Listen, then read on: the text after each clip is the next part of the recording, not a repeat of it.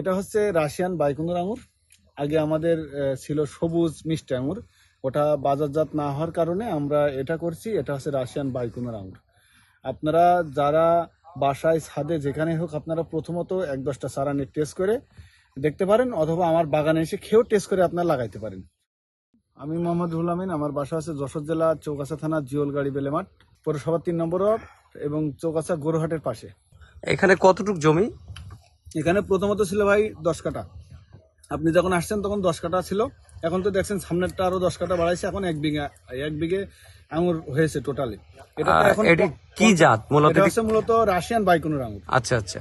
Total এখন 1 বিঘে জমিতে এবছর কি পরিমাণ? এই টোটাল 1 বিঘে জমিতে 40 থেকে 50 মণ আঙুর হবে, আমরা এটা টার্গেট করছি। কারণ এই 2 থুকনায় মনে করেন আপনার 1 কেজি পরিমাণ আঙুর হবে। ভাই একটু দেখেন, ক্লোজ করে দেখেন, 2 থুকনা 1 কেজি আঙুর হওয়া সম্ভব। চৌগাছার জিওলগাড়ি মাঠে এটা আঙ্গুর বাগান। আঙ্গুর বাগানে যে আঙ্গুরের জাতটা চাষ করা হচ্ছে সেটা হচ্ছে বাইকুনুর জাতের আঙ্গুর, এবং এটা কিছুটা পেকে গেলে লাল বর্ণ ধারণ করে এবং এটা খেতেও বেশ সুস্বাদু, এবং আমাদের বাজারেও আমাদের দেশের সাধারণ মানুষ এটা বেশ পছন্দ করছে। কৃষির বৈচিত্র্য এখানেই যে আঙ্গুর একটা বিদেশি ফল হওয়া সত্ত্বেও আমাদের দেশের মাটিতে এটা চাষ হচ্ছে, এটা আসলে খুবই আশাব্যঞ্জক। আমার কাছে মনে হয়, আমি একজন সম্প্রসারণ কর্মী হিসাবে, এই জাতের আঙ্গুরটা আসলে সম্প্রসারণযোগ্য।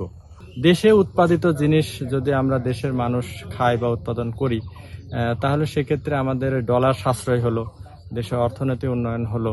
তো এটা আসলে খুবই গুরুত্বপূর্ণ। কৃষি হচ্ছে একটা শিল্প।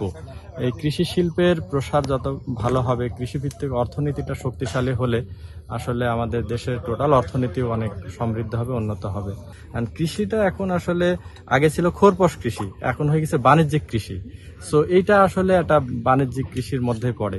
এই কাজটা করলে আমরা কৃষকদের প্রতিনিয়ত একটাই পরামর্শ দিই, আপনাকে এমন কৃষি করতে হবে যেটা লাভজনক, যাতে আপনি অর্থনৈতিকভাবে শক্তিশালী হয়ে যান এবং আপনার লাভ হয়।